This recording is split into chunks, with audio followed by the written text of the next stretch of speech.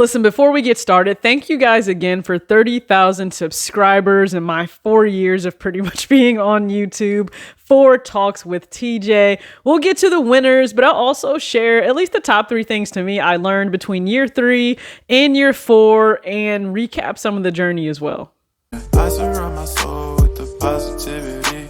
That's why I don't worry about the things that I don't see. Yeah. These days I don't worry about much. I think we should have some more fun. I still dream about the days when we were young. I'll take a hit and What's going on, everybody? It's your girl TJ back. Another video on Talks with TJ. Again, thank you for 30,000 subscribers. Truly appreciate you. That's time in your day to hit the subscribe button. You don't have to actually, make, but you have, or you do, or you did maybe a really long time ago. So let's just kind of go through the timeline, all right? So April 2018 is when I actually started Talks with TJ. Originally, if you're an OG way back, then it was actually called Fat to Fit Finance. It was really all about either you were in the black with money and you had your ish together, or you were kind of in the red and you had a lot of excess debt and things that you were taking on. So my talks were only around personal finance, because that also is a passion of mine, which you guys can probably figure out. That's why it's incorporated into the channel so much.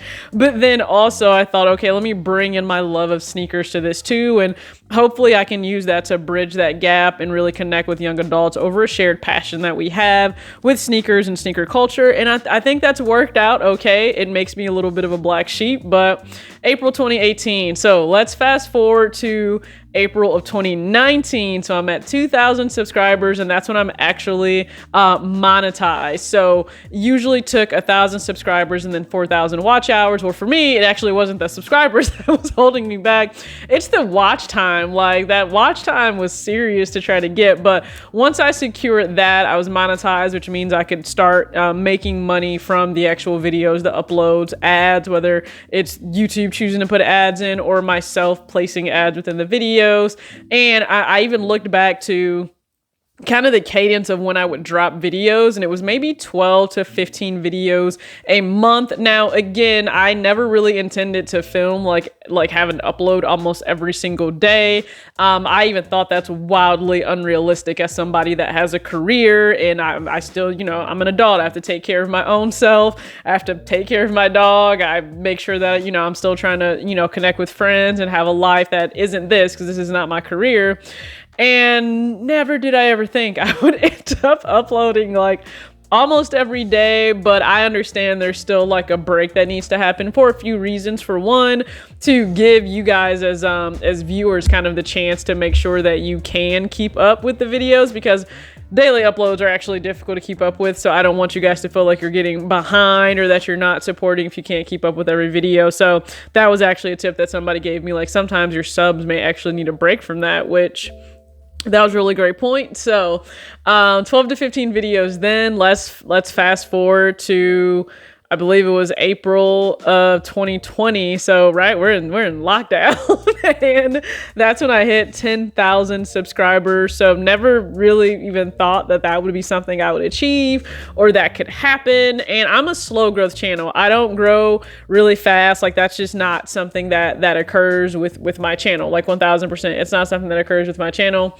Not a fast growth channel. So hit 10,000, and I'm like, all right, I have no idea where else this will go. And then 30,000 this past, I should say, March for 2022. So I really thank you guys. So if you take a look at that just in terms of like growth, or if you divide it over that 4 years, right, it's not going to be some crazy number. It's truly, what I did the math, 7,750 subs a year, and I am uploading a lot more, but some of those uploads clearly kind of go against the algorithm or grain of sneaker YouTube, because I'm talking about, hey, maybe let's not be all about consumerism all the time. Maybe let's like plan ahead for the future, different things like that. So I am personally well aware that it will knock off some of the like growth that I can have. Perfectly okay with that. I'm just doing this in the way that's 100% true to me. It involves two different passions that I have and love in personal finance and in sneakers. So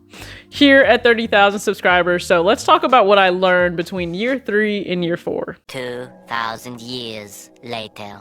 Okay, so personally for me, small investments can make all the difference. So it could be it can actually be like adjustable arms to make things easier, because I'll create content not just here but on Instagram as well. So having some, having an adjustable arm that can hold the phone overhead at the perfect aerial angle, having a light all the same, which I actually need to upgrade the light, but it can be something as simple as a mic, it can be lighting, it can be so many other things that are just small, nuanced, items that you invest back into the channel or into your content, wherever you do creatively.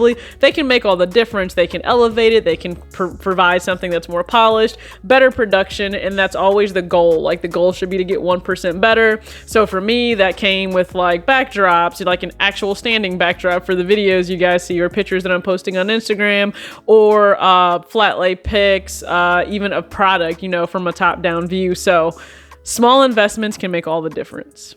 Also, this is something else, and this is probably just based on me or somebody that wants to get like everything perfect. And I'm not somebody that suffers from like post paralysis, where like you want to post something but you're just so afraid it's not perfect, it's not up to par, so you never actually get around to posting it. I'm not that person, but I had to teach myself kind of post and let it go and let it live wherever it is, right? So let that just be. That means that everything that you always put out may not be 100% something that you love looking back. You will have people that provide constructive criticism, and they may point out that something was inaccurate, or they provide a correction for you that is actually very valid. That's perfectly fine. You're also going to get people that want to say a whole lot of illogical, not nice things. That's none of your business once it's posted. Like, learn to just let it go. Post and let it go.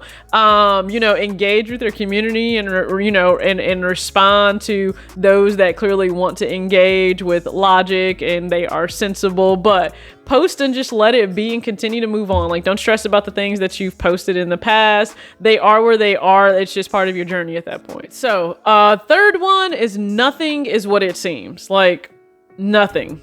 Absolutely nothing. And that's kind of twofold, right? So you may continuously work head down, you're focused, you're dedicated, you're committed, and you think no one sees you. Like no one's paying attention whatsoever. And that's not true. It could actually be the farthest thing from the truth.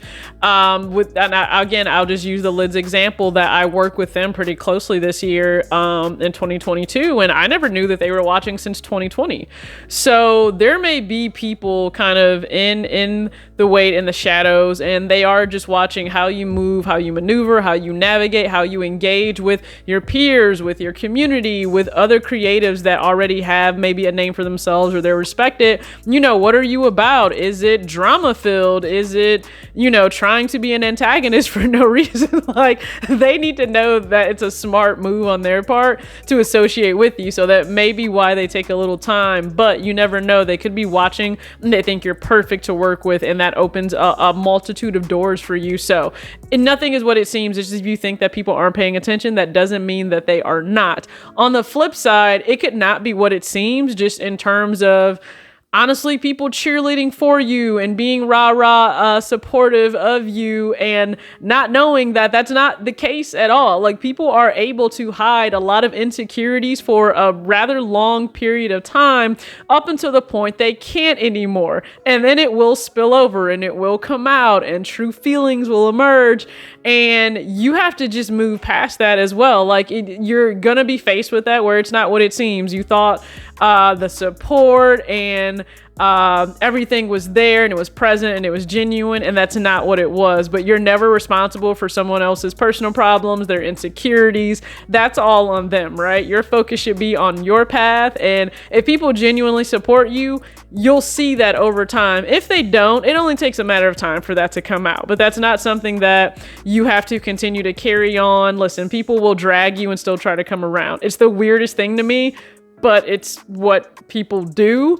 It's just on you to continue to surround yourself with people that genuinely want you to win. So those are the three, I guess, important things or critical things I learned from year 3 into year 4. So you absolutely could have fast forwarded through to this part. But again, I just want to say thank you so much to everybody that participated in the giveaway. I loved your suggestions as well. Now, here's the reality. Some of them are just not going to happen for a number of reasons, and we'll actually go over that in another video. If there are some that can be incorporated, I'll try to do that. For a lot of them, they can't. And again, I'll explain the logic behind why some of them won't.